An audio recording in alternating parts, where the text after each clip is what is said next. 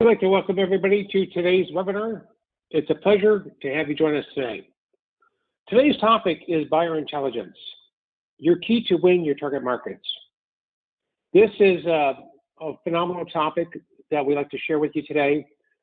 We appreciate your participation and your questions as we go throughout today's webinar. We're going to also conduct a number of polls today and appreciate your participation in the polls. And we'll share the results of the poll as we go through each of those polls today. So again, make sure that think about all your questions that you have around buyer intelligence, really understanding, in essence, your buyer, your decision makers. What's important to them? What do they want from you? How do they want it?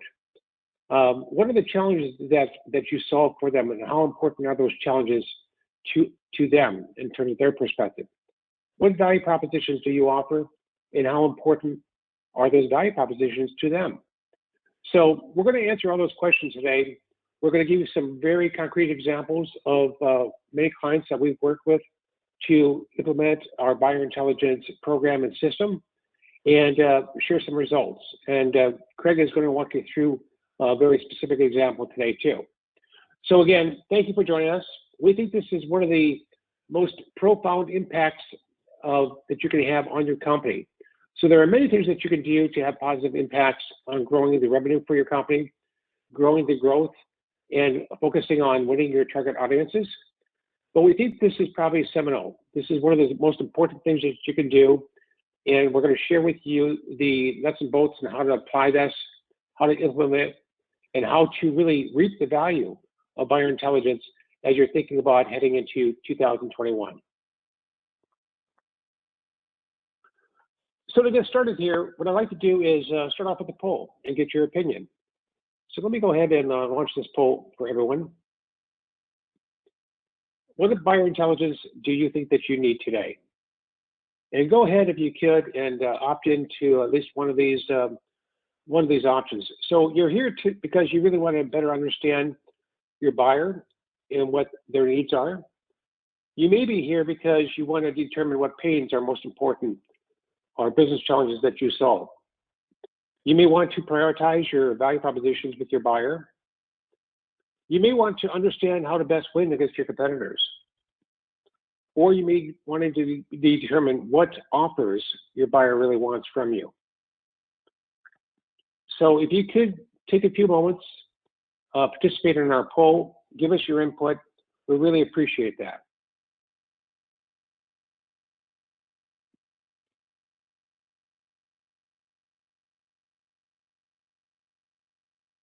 Okay. Okay. Did we launch the poll?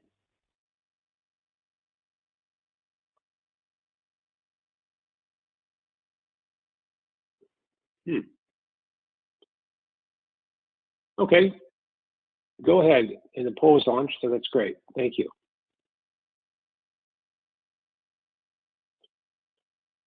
And what I'll do is I'll share the results. I'll keep the poll open here for another 5 seconds. And we really appreciate that. Your participation helps us guide our discussion as we're having today for this hour. Okay. So thank you very much, everyone, for participating. Go ahead and close the poll. And let me go ahead and share the results. So 50% of you stated that what you're really looking for with buyer intelligence is to better understand what your buyer wants and needs from you. That's fantastic. That's the number one area.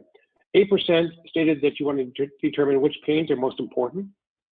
Another 8% stated you'd like to prioritize your value propositions with your buyer. 25% of you stated that you like to understand how to win against competitors. So that's very interesting. And then finally, another 8% stated you'd like to determine what offers your buyer wants. So thank you, everyone, for participating in the poll. And we'll keep our eyes on this number one here, because this is the number one area that you have, which is really what's the best way to understand what's important to your buyer? What do they want from you, and what do they need? Okay.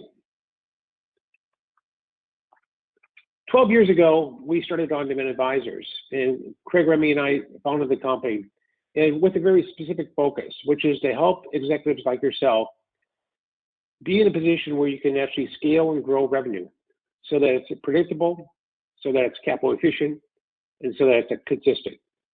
And so what you'll find is we've innovated quite a few new practices, perhaps that you've never seen before, in terms of how to scale and grow revenue. One of these that we practiced with hundreds of companies so far over the past 12 years is this buyer intelligence program and system that we created.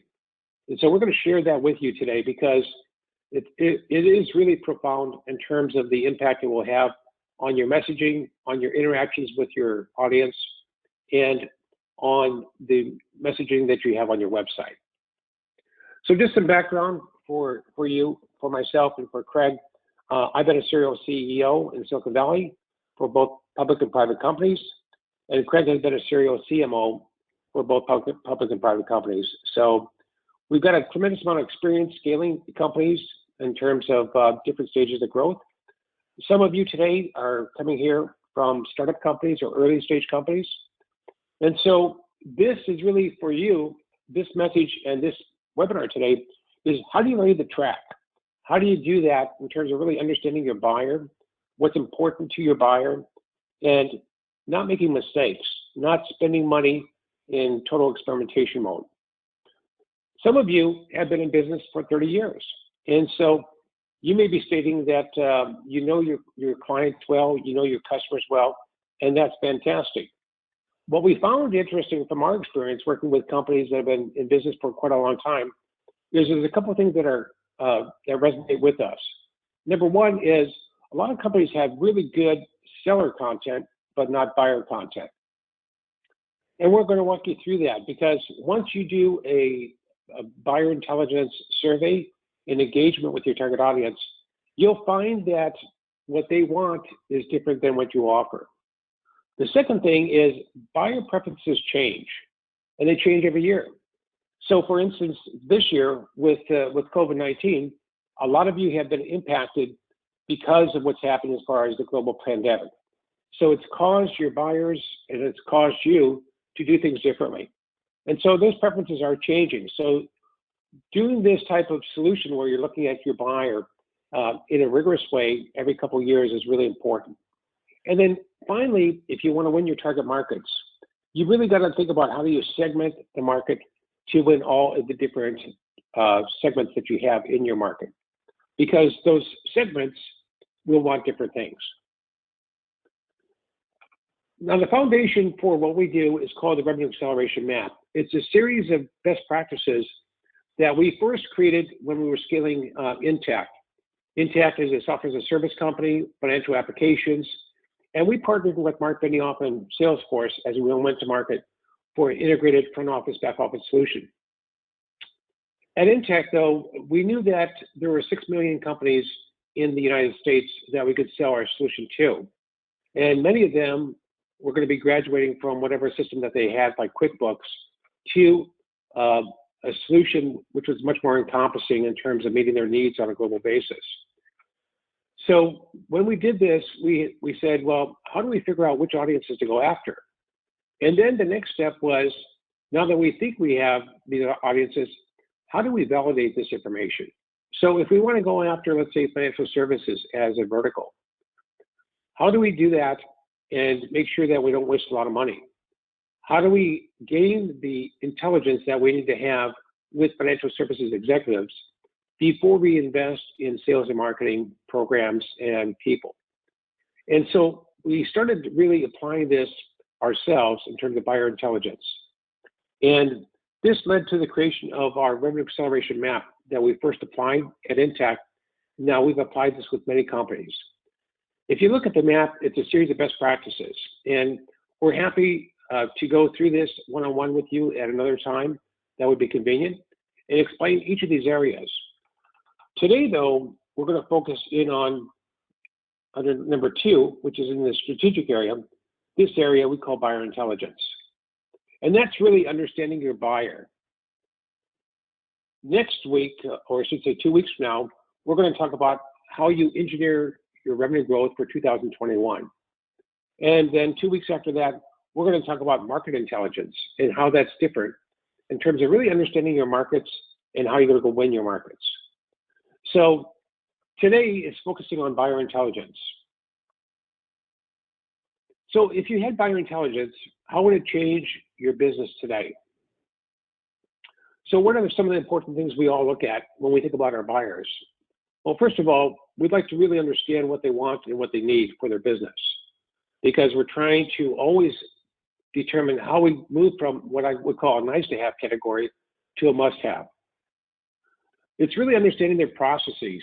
So what we find in many cases, if they don't have your HR solution, if they don't have your service today, if they don't have that platform from you today, how do they get the job done today without you? And what would it look like if they were going to get that job done with you? What are the pains and business challenges that you're addressing? And how important are those to your buyer? So on a scale of 1 to 10, you may have many different value propositions. They may be some strategic, they may be some tactical. And so being able to rank those and rate those is very important. What are the value propositions you offer? And again, having your buyers go ahead and opt in and rank those for you.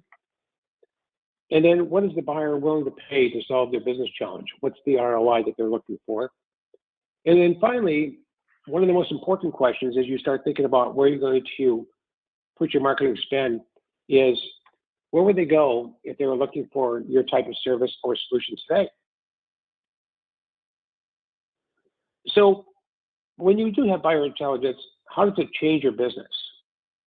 Well, first of all, continuing that theme, if you understand buyer intelligence, you understand how you want to introduce a new service or solution and make sure it's going to be a hit before you launch that.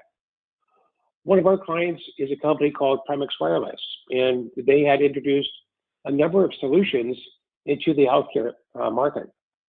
And we asked them, when they had created these solutions, we asked them, have you surveyed the needs of your buyer as you're introducing these solutions? And they said, no, we really haven't. So we said, would you like to? And they said, sure. So what we did is we surveyed healthcare executives responsible for these specific solutions. And it was amazing because it really helped focus on what was important to that target audience. Like, for instance, one of the solutions was emergency lighting in hospitals. So we were able to ascertain what was important to them and create the messaging and the launch plan that was going to be important and relevant for them. In fact, it was so impactful that the board of this company said, let's do this for every one of our solutions, which is what we ended up doing for them.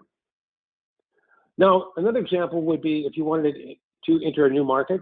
Let's say you wanted to enter South America, or you want to enter EMEA.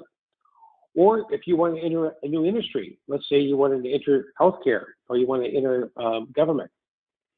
One of the most impactful things you could probably do is do a survey of that target audience before you make your expensive commitments in that market, because it's going to give you the intelligence you're looking for that you can use as a foundation for engagement.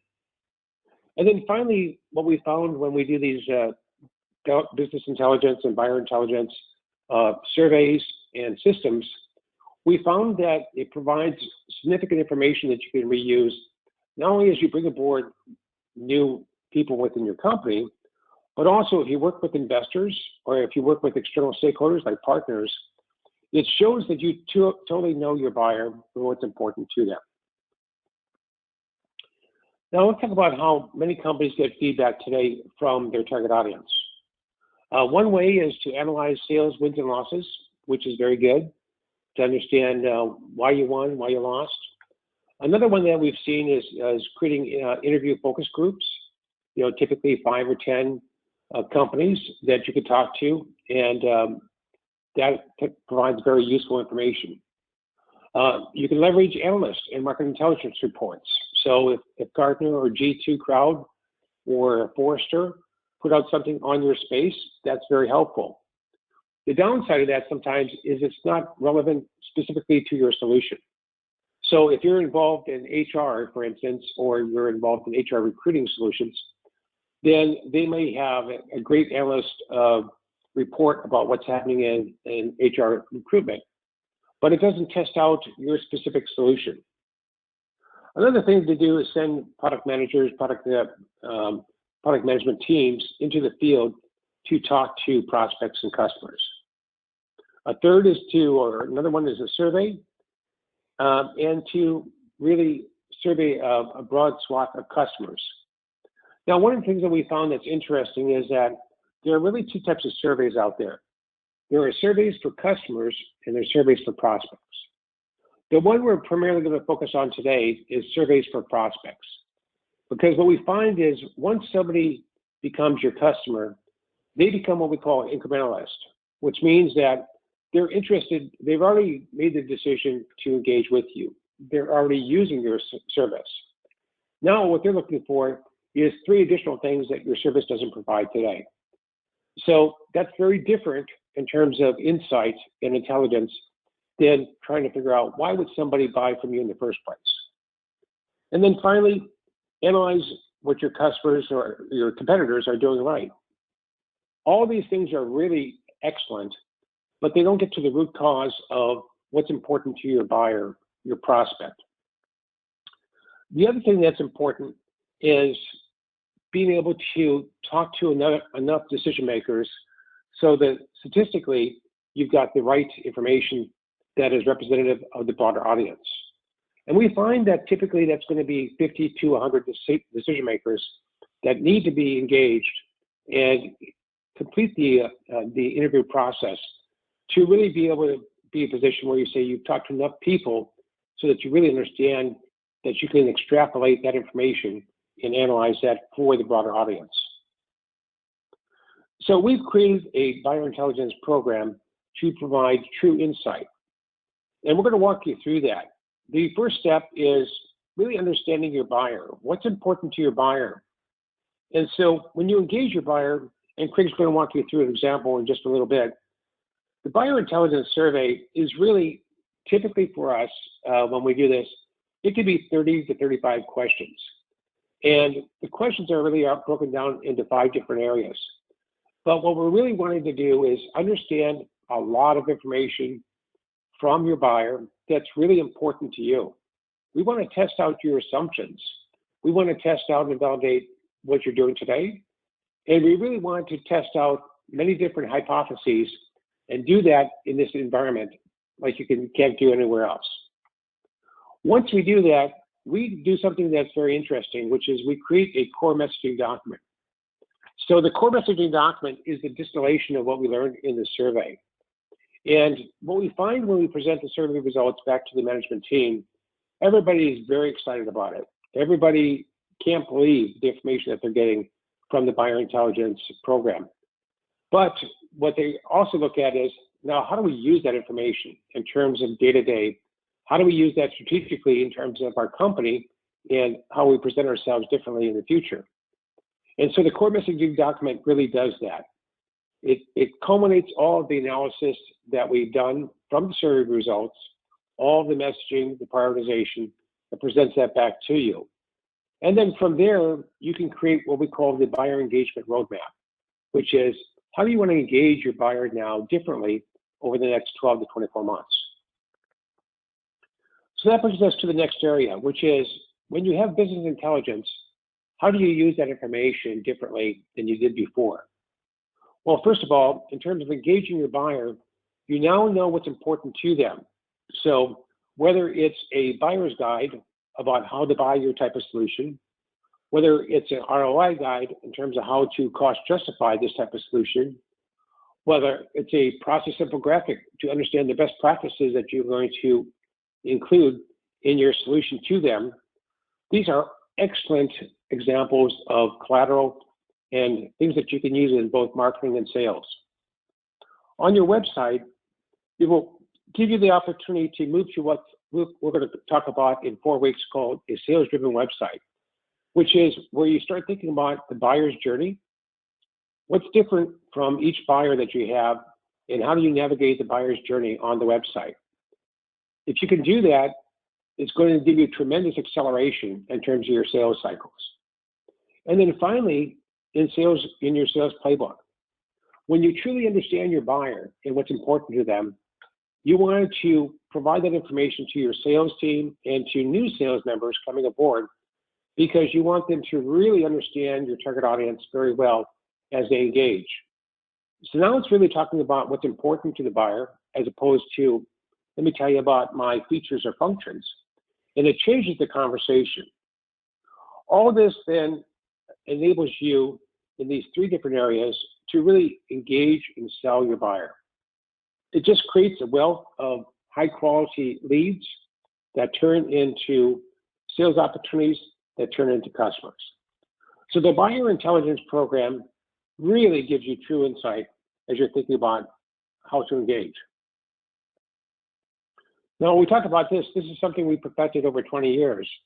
Before On-Demand Advisors, we were using this system at different companies that we were executing and leading. And we found it was amazing in terms of how it changed our company, how it changed our engagement. So once you have a buyer intelligence, it gives you the opportunity to segment your audience and figure out what do different decision makers want.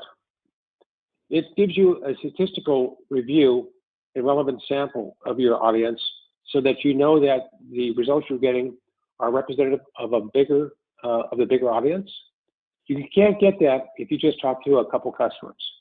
Because if you're like me, you're wondering if what you've learned can be extrapolated to the broader audience. You can identify problems with your existing approach and options that they have, and you can also prioritize both the business challenges and value propositions. One of our customers is AvidXchange, and as we talked about, they've been in their market for many years. And so for them, they, like most companies, thought that they knew their customers and prospects extremely well. So when we engaged with them, we said, would you like to do a buyer intelligence survey of your target audience? And they said, sure, we'd love to do that. And so they did that, and we had that audience rank the top 20 value propositions on a scale of 1 to 10.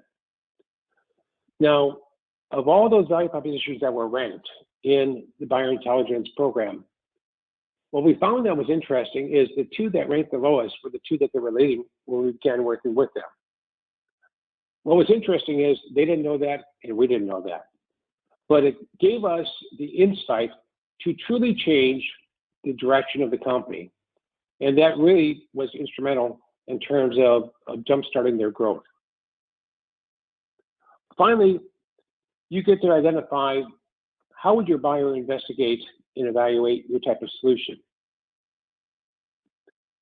So what we're going to walk you through today is just steps that we follow, best practices that we have implemented in terms of identifying the best steps in a buyer intelligence program.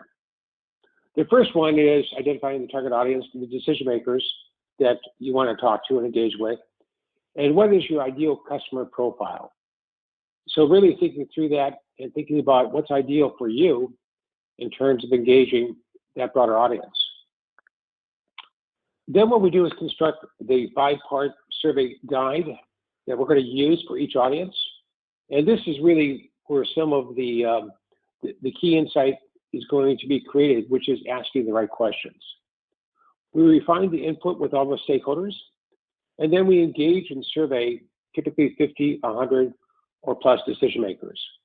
What's interesting, if you're like us, is that even though this isn't meant to be a lead generation vehicle, we find that anywhere from 30 to 50% of the executives that complete this survey want follow-up from your company. So I don't know about you, but I'd like to have somebody answer 50 questions before I engage with them. It gives me tremendous insight into them and what's important to them and their company. The next step in the buyer intelligence program is analyzing and prioritizing the survey results, and Craig's going to walk you through some of that process today. We present the findings to the management team, and then we help the company execute their communication and engagement plan based upon those findings. And that's typically going to be with your website, which is transformational. It's going to be with your demand generation programs, and it's going to be with your sales conversation that you have between your sales team or partners and your prospects. So just to walk you through this, you have the survey. From the survey, you get to create the core messages that come into the core messaging document. So what's the key strategy that you have around messaging? What's the elevator pitch that everybody's going to use? And what's the horizontal versus vertical propositions that are important? And then how does that get translated into actual vehicles that your audience wants? Which could be an explainer video. It could be a thought leadership ebook. It could be a business process infographic. It could be a webinar like you're attending today. Or it could be a success story that Craig's going to walk you through in just a few moments. So what we want to do now is talk about a specific client of ours, ICUC. Now, ICUC is just a tremendous company. They're a global company. They're a leader in social media management services. And they essentially provide their social media management services to the who's who of the Fortune 2500. So if you're Starbucks, if you're Novartis, if you're Macy's, if you're Michaels, many companies, if you're Google, work with ICUC and use their services today. So when we began working with their chief performance officer that's responsible for sales, marketing, and customer support and business development, the key driver for him was he wanted to significantly increase the lead volume that he had with his marketing team. He also wanted to have a process to convert those marketing leads into sales appointments. And he wanted to figure out what was the key in terms of really engaging these significant companies and significant social media leaders in each company. So we began working with him. And what we did was very interesting is we started off with one survey that we did with our buyer intelligence program. And we surveyed key members responsible for social media at all these large companies. And one of the key findings that we found, in fact, one of the most important findings we found, is that if I'm at Starbucks and I'm in charge of social media for Starbucks, I relate to what's happening with other food and beverage companies. And if I'm at Novartis, then I relate to what's happening with social trends and social media at other pharmaceutical companies or healthcare companies. So one of the things that we really found that was just phenomenally insightful for them as well as for us is that you couldn't just take a horizontal solution and be successful selling that from a horizontal perspective. That gave us the opportunity to not only do one survey with them in terms of the buyer intelligence program, but now we focused on the top 12 industries that they wanted to focus on. And so we conducted many surveys with decision makers in each of those industries. It really gave us tremendous insight to help them penetrate those 12 different industries. So now I'm going to turn it over to Craig to walk you through some of the work that his team did and Craig led and with ICUC. Perfect. Thank you very much, Bob, and thank you everybody for attending today. So as a CMO, and I've been it repeatedly through my career, one of my challenges is to understand sometimes what I don't know out there. And if I can quantify that, if I can understand it in a way in which we can articulate the value uniquely in the marketplace, then we can make traction for ourselves as companies in selling something or engaging a customer. So the method that Bob has been talking about is something, again, we've perfected over a number of years. And it starts with this, and this map really kind of outlines it in the simplest format. And where people and companies go wrong is they jump right into start creating offers and engagement vehicles and believing that they have the first pieces above this, the survey information worked out, the core messaging worked out, their buyer intelligence engagement map worked out, and they jump into creating it. The problem is that they don't know what they don't know. And part of the buyer intelligence survey is to get the answers to that. And so at the highest level, the buyer intelligence survey is going to inform and fill in the blank space that we have. And sometimes we find out information we didn't even know we had a question about. From that, we construct what is known from our standpoint, and we're the only ones who do it, is called a core messaging document. And that's effectively the distillation of the data into a narrative and how you're going to articulate your value uniquely into the marketplace. Now, that core messaging document, obviously, as you can imagine, becomes a highly sensitive document that you don't want to share outside of your four walls. From that, you're going to create what's known as a buyer engagement map, and that's going to map out your different markets relative to the messages that have been prioritized in the survey. And then, once that is mapped out and framed, you're then going to create your offers and engagement vehicles. And those offers and engagement vehicles then, therefore, will be used in marketing, top of the funnel, middle of the funnel, bottom of the funnel, and as well as using sales tools and other engagement activities, even beyond sales and marketing, because it becomes the foundation of who you are. And you can see that in the content syndication and the quality and the educated leads that are going to be derived from it. Now, if you do this correctly, you're going to get more than twice the responses if you didn't do the front end of surveying your audience and really understanding the best way. I'm going to go into an example next. Bob, can you go to the next slide, please? You bet. Okay, so one of our jobs with ICUC was to understand. Thank you, Bob. You can pull the full animation on that. That's perfect.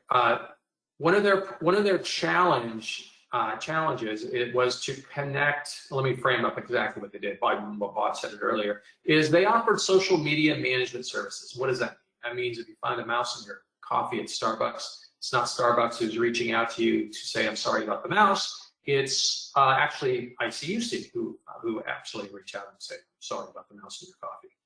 So what they'll end up doing is they're going to be managing the social media for that particular client. So one of the problems that they had was how they clearly and cleanly articulated the value of not just responding. Responding, yes, there's value, but how are you tying that back to return on investment? How are you tying that back into a monetary investment for the organization to spend on that social media management? So that was the challenge that came out of the survey. So it wasn't about they needed to reach, as ICUC did the survey, it wasn't about how they could reach a bigger audience or how to better, the audience didn't want to know how to better articulate or better engage or engage quicker. It was very clearly, they wanted to understand how they can better tie their investment in social media management to actual dollar return. And that is not a framework under which ICUC was considering selling its services. They were offering the value of the services, but not necessarily how it was tied back into the monetary return. Bob, can you go to the next slide, please? All right, so here, what we ended up doing is during the survey work, we ended up looking at different value propositions, and we ended up testing a number of value propositions, about 25 or so,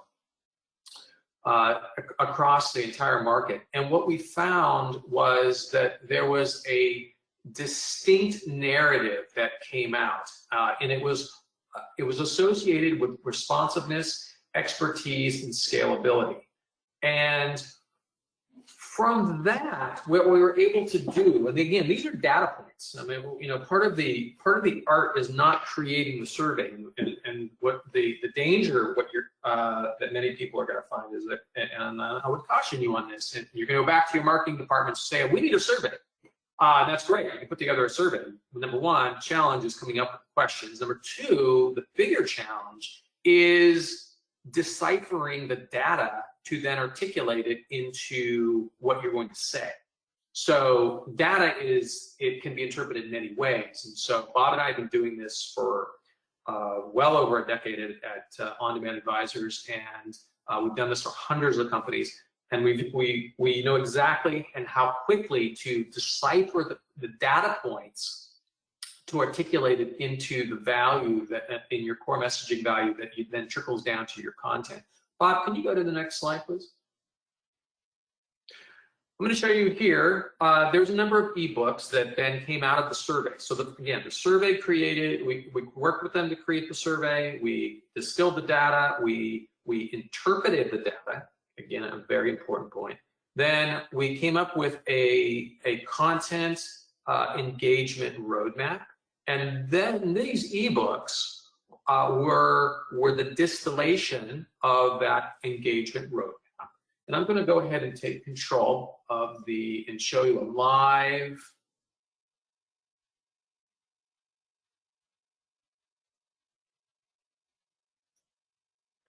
Okay, this is actually one of the ebooks and was the top value proposition. And it was about articulating ROI and how social media, the solutions that say a Starbucks or a Macy's would buy from ICUC, how that was then translated into sales and revenue and ROI. And that was the most significant challenge. I mean, yes, we were able to frame up the better way to discuss the messages, but the inflection point for these companies was, you know, I'm not seeing the value for increasing my spend here. Please help me understand that. And that's the major pivot that ICUC did in shifting its message. So it wasn't about just changing how to frame up some of the language and frame up a prioritization of the messages, but it was also hinging it on this critical factor. And that may seem simplistic and say, oh my gosh, so that seems so obvious. It was not obvious to ICUC. In fact, ICUC's competitors were not doing this. So what it did, it allowed ICUC to not only change its message, but do so, and nobody else was doing it. So again, ICUC is the largest social media management provider in the world. Ralph Lauren, Macy's, Starbucks, these are their customers. So they pivoted their entire message to framing it around this. And the goal, again, was, if you look at this, we helped them construct a whole message structure around not only their services, but around what the life cycle was about around these services. And so that they can better articulate the value to the customer. So I'm going to show you, we're going to go back to the slide deck, Bob. I'm going to make you presenter.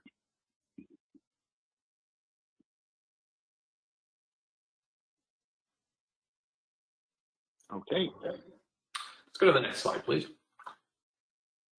So the next slide I want to show here is the industry case studies. And so there's two things I want to show about this that are important.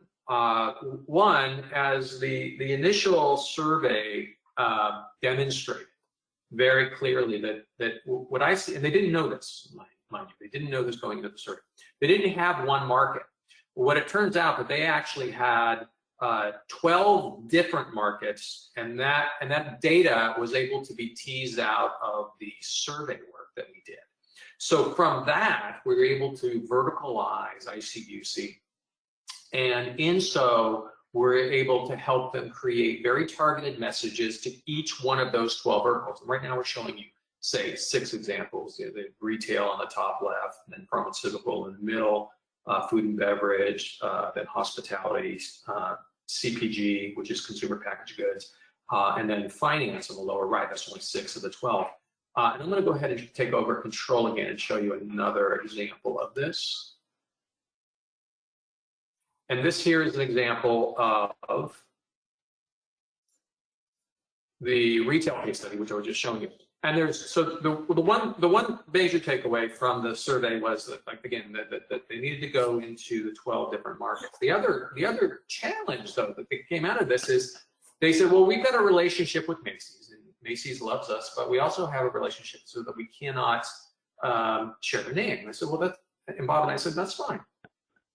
We have a methodology for doing that. And in this example here, we're showing that we're able to profile an industry, and what we end up doing is profiling them without showing the name, but we also profile multiple companies at the same time. So in this case, it leads this industry case study, and that's why we call it that, an industry case study.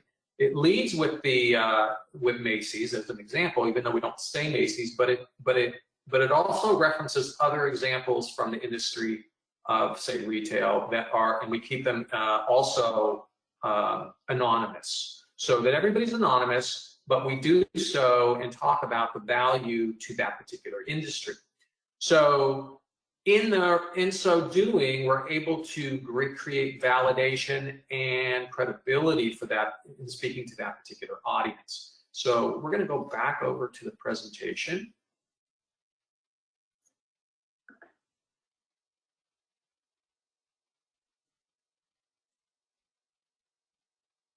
Thank you, Bob. Can you go to the next slide, please? This is another example. Again, it goes a little further. It's another example that comes out of the survey, creating just a solution sheet. Let's go to the next slide. And then, of course, webinars were another key instrument for ICUC. Now, it's great. Probably every company on this webinar is listening and saying, I do webinars. Well, yeah, that may be the case, but if you don't have the front-end buyer intelligence system that is clearly and cleanly defining what those messages are, you are probably leaving money on the table. And so do the front-end right that Bob was demonstrating about doing the survey work, then doing the data analysis, doing the interpretation, and moving it then and only then into those communication vehicles. Remember, these are just communication vehicles. They are articulating, the message is only going to be good if it has the foundation in what the buyer wants. So let's go to the next slide. I'm going to turn this back over to you, Bob. Thanks, Craig. So one of the things that we found that was very interesting as we worked with Craig worked and the team worked with ICUC is not only did we find that we needed to engage at the industry level, but one of the things that Craig showed is a solution sheet. And what we worked with them to do is introduce industry experts into the marketplace.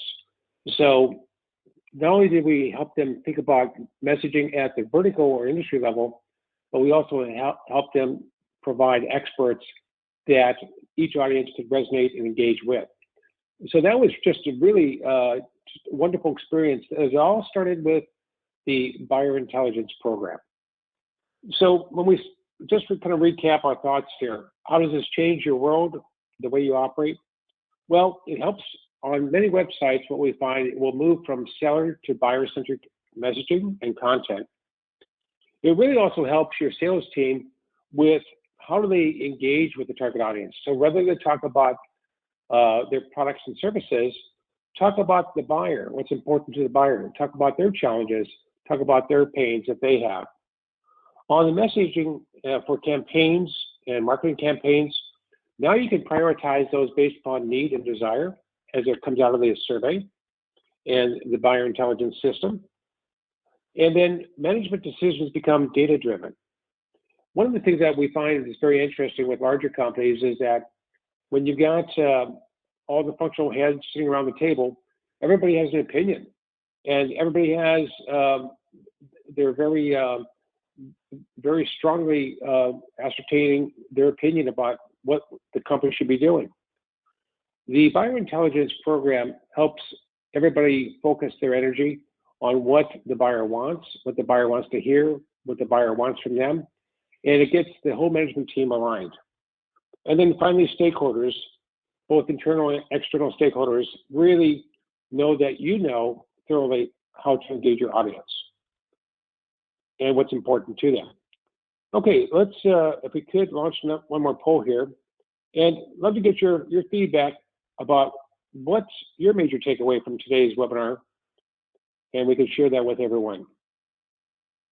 So go ahead if you could and pick the one area that you think is most impactful as far as the takeaway that you have from today's webinar.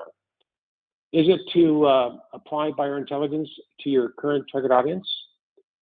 Is it to apply buyer intelligence to new audiences, perhaps new markets you're thinking about going into? Are you most interested in changing your website to enable the buyer's journey? Are you looking at better prioritization of your campaigns and your marketing spend? Or are you looking at mentoring your sales team about what's important to the buyer and have them perhaps engage a little bit differently in terms of how they're doing that today? So go ahead and if you could participate, we'll keep the polls open here for another 5 or 10 seconds to get everybody to opt in and give your opinion. And we do appreciate that. It's fantastic. And then we're going to show the results to everybody as we go through this process. Okay, thank you everyone for participating. Let's show the results. So for our audience today, 23% stated that the key takeaway is applying buyer intelligence to your current audience. 11% stated it's applying buyer intelligence to your new audiences or new areas. 33%, number one, is changing on your website the way that you enable the buyer's journey. And by the way, we're going to have a webinar on that in about 4 weeks about how to transform your website to do exactly just that. 22% stated you'd like to have better prioritization of your campaigns based upon what's important to your buyer. And then 11% stated you'd like to mentor your sales team about what's important to the buyer. So these are just excellent, but you can see the diversity of opinions that everybody has today, and they're all important. So now what we'd like to do is open this up for questions and answers, and then we'll conclude talking about some next steps that you can take going forward to make this real for your company. So go ahead if you could post a question that you have. There is an earlier question that we have from Jeff, and Jeff had a great question. And Jeff's question is, how do you get a busy customer or senior level person to fill out a detailed survey? So that's a great question, Jeff, because these surveys that we construct typically will take 15 to 20 minutes. And so it's a fair chunk of change in terms of time that you're taking out from an executive. What's interesting though is since we've done this so many times, we've done this with CEOs, we've done this with VPs, we've done this with engineers, we've done this with all different levels of contributors, we find that there still is a way to do that. And when somebody's going to take, let's say, 20 minutes out of their day to actually go through a survey with you and this process, you need to compensate them for that. So we figured out how to compensate them as coming to participate in our surveys. And it's really monetary compensation. We also find sometimes that some companies don't allow their executives to take monetary compensation. So in that case, we found we can give that money to a charity in their name, which is truly important too. So we found different avenues as far as being able to do that. So that's a great question, and thank you very much, Jeff, for that question. Let's see. This question is from Ira.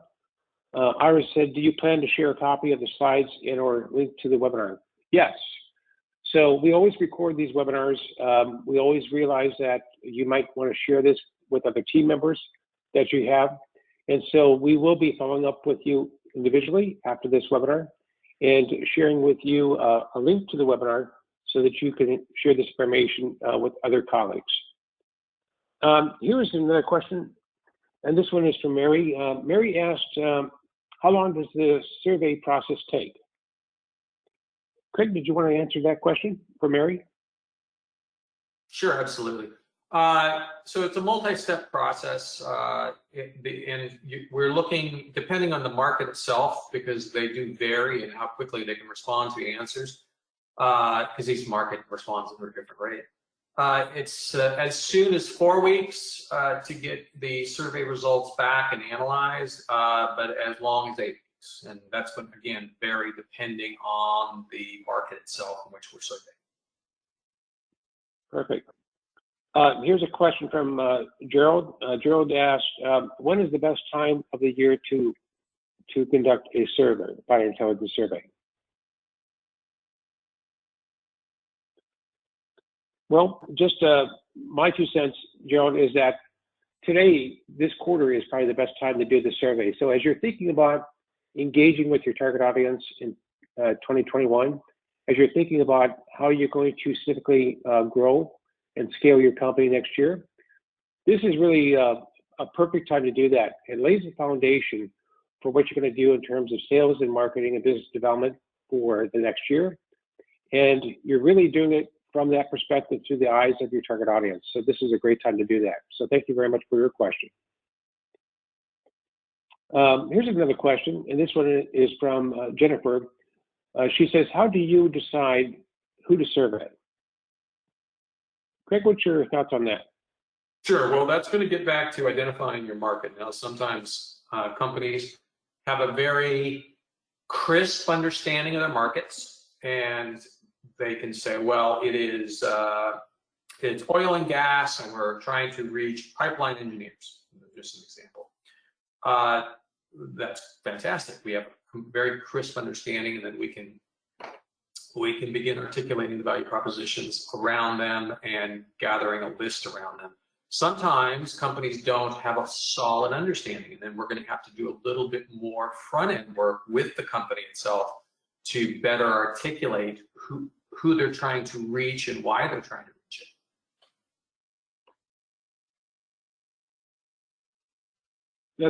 That's fantastic. Here's another question, and we are blessed today with lots of questions from our audience, so we appreciate that. And by the way, if we don't get to all your questions today, we will follow up with you one-on-one, make sure we get to your question that you have. So thank you for that. This question is from Jill.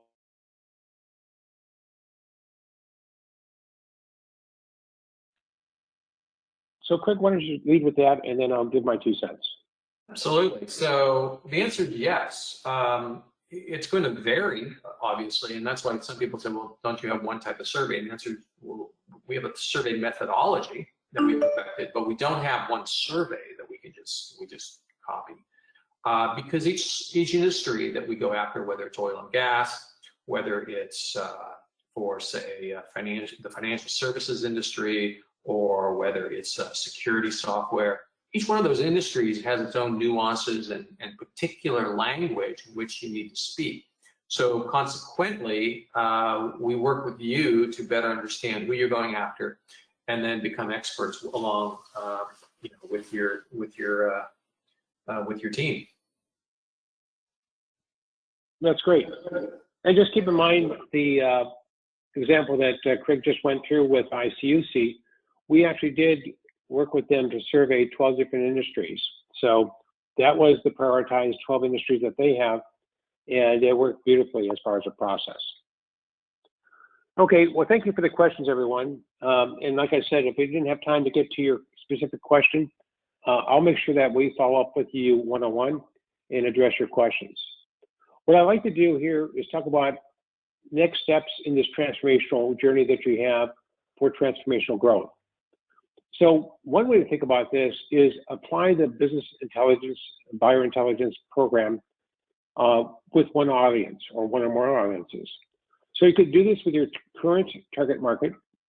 You could do this with a new market that you're considering getting into, or you could do this in advance of a new solution or service that you're considering. Another thing that you may want to do at this time of year is to sit down, and we're happy to do all of this, by the way, complimentary without any charge, is to model your revenue growth plan for 2021. So in 2 weeks, we're going to have another webinar that we're going to share with you. In fact, here it is on December 1st. We're going to actually have a webinar on how to engineer your revenue growth plan for 2021.